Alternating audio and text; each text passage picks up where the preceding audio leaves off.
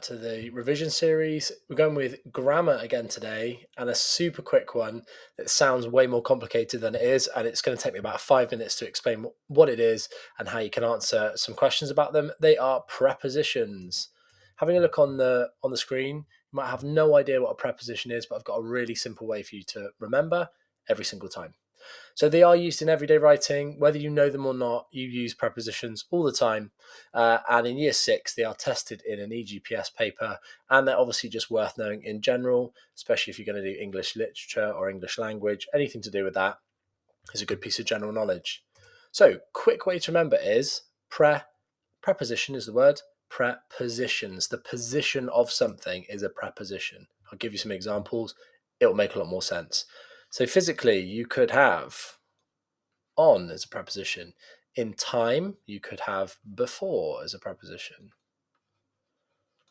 In movement, you could have around, as in moving around something. Another physical one, you could have behind.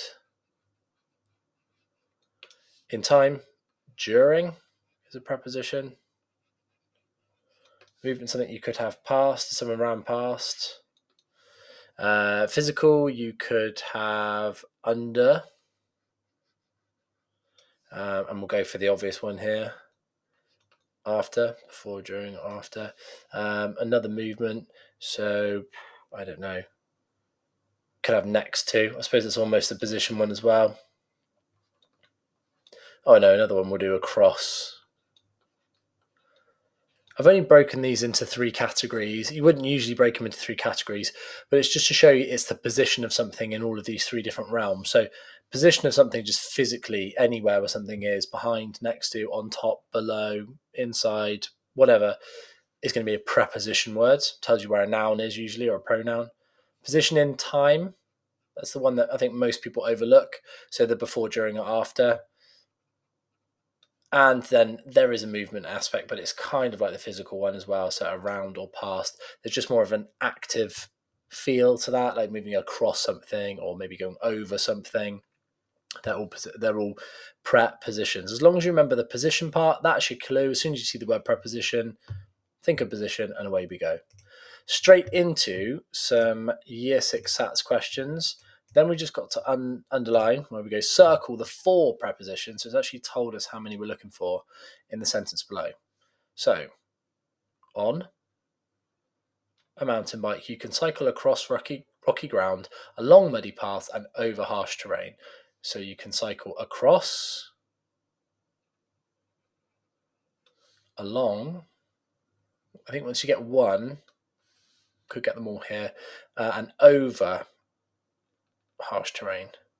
There are 4 prepositions. So on the mountain bike, that's the position you are. Across is a movement one, along is a movement one, and over is a movement one. If you even want to break them down into those sections, which you don't need to.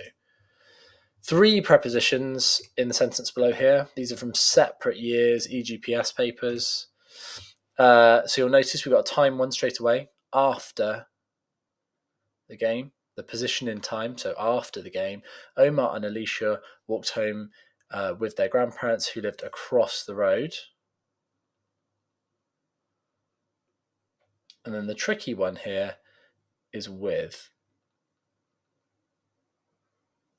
So with being the third one then. You can check the other ones.